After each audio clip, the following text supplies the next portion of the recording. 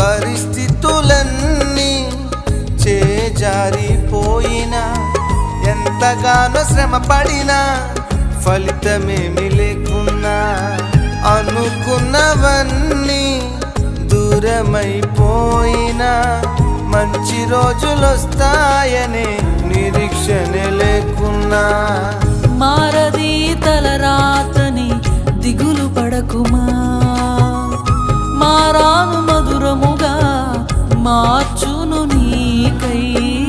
మారది తలరాతని దిగులు పడకుమా, మారాను మధురముగా మార్చును నీ